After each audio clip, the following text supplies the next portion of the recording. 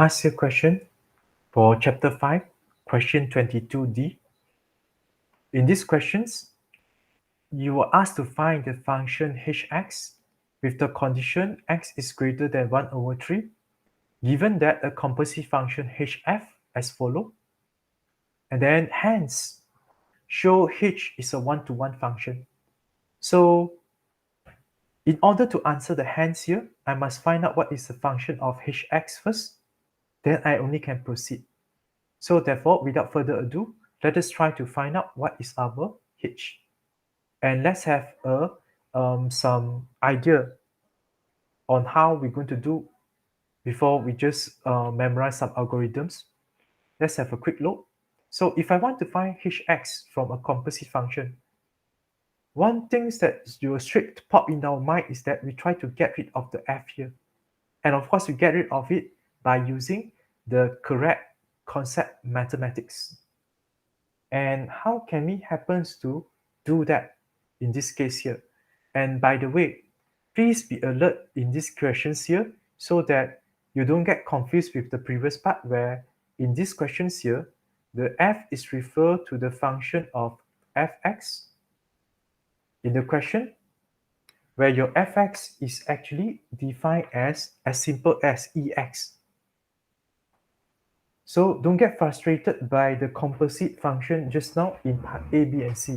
Now it's not related with the composite function. And how are we going to get the answer here? So guys and girls, we try to find some way to get rid of the f, and the idea I'm going to suggest to you here is that I'm going to begin with the idea of the composite function hf. And you notice that the composite function hf actually can be defined in two ways.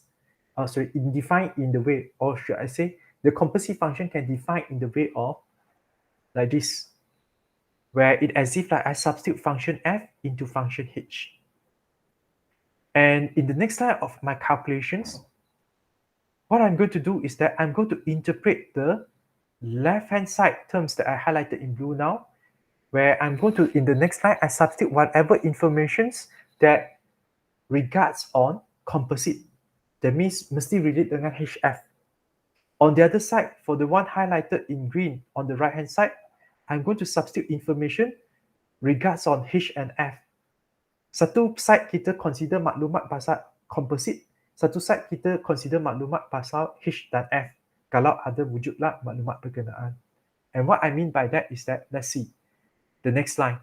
So the left hf composite, according to the question, we notice that it's written as, it can be written as 2e power of x over 1 minus 3 ex, where this is the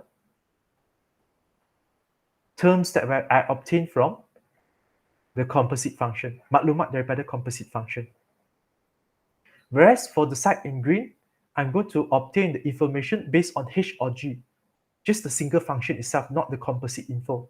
So in this question here, I don't have any info on h, where h is the one that I need to find out, but I do know what is my f, so therefore I substitute my f, become ex. And therefore now I have a function of h in the form of ex. In the form of ex equals to 2ex over 1 minus 3ex. And obviously this is not the final answer we want, because according to the question, we request to find out hx. I want the term inside the bracket is x, not ex. So in other words, I just want it inside the bracket here as simple as one single variable, the simple one, without any coefficient beside one. So what we're going to do here now is that we can think about, we reduce this term here to some simple variable. For example, I let m as the simple variable that I want to refer, where m equals to ex. And in this case here, you realize that the moment you have m equals to ex, you find out that the left-hand side I have hm. The right-hand side, I find out that all the ex I can just substitute with m. I don't have to make any adjustment from here, because in some of the questions, you need to make adjustment like x equal to something, then only you can substitute on the right hand side. But now I can just everything direct substitute. And why I need to do substitutions like this on the right hand side as well? Because if I don't do so, I will hash hm equals to some terms of x on the other side, where this is not a valid function to refer lah. So if I want to hash hm, all the variable I want to discuss is about m. And therefore, this is the result I want. And from here, you can see I have a function of h already simplified in terms of one very simple variable. But of course, this is still not the final answer required because we want this simple variable here to be x. And therefore now, we just happen to switch all the m into x. Kita switch saja. Dia bukan pasal substitution, bukan pasal apa benda, tapi sekadar switch saja. And now you find out that this is the function that you have for hx, and the condition given in the question is happen to be valid lah in this case here, where your x must be greater than 1/3, where the info that we require here, according to the questions. Go on. Next. After we have the hx, the question asks us to show hx is a one-to-one function. So how are we going to show it is one-to-one function? So your options here is that you can either use graphical methods or also you can use algebraic methods. And in this example here, I would like to make use of algebraic methods because personally, I'm not really like to do graph sketching. So in here, I would like to do algebraic method. Since there is no restrictions, must use which method. So in this case here, I would like to use algebraic methods. Of course, if you want to use graphical method also, it's all right here.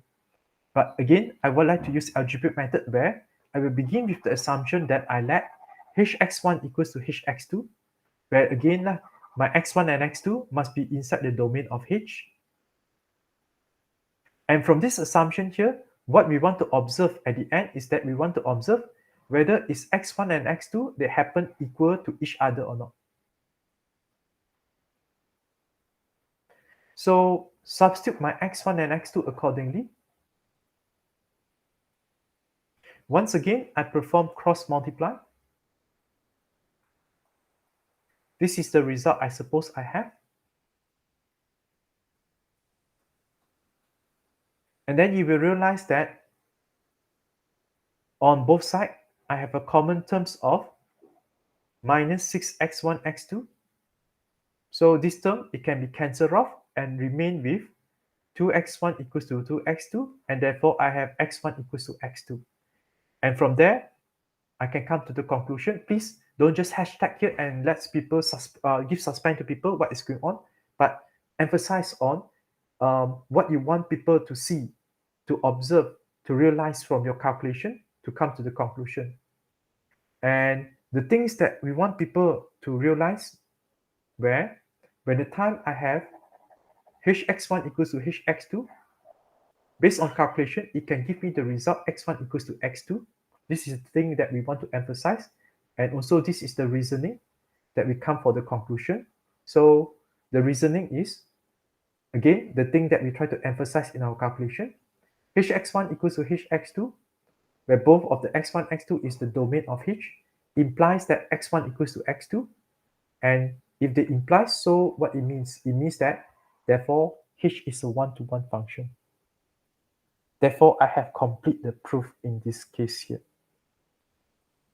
where hx is a one-to-one function according to requirement of the questions.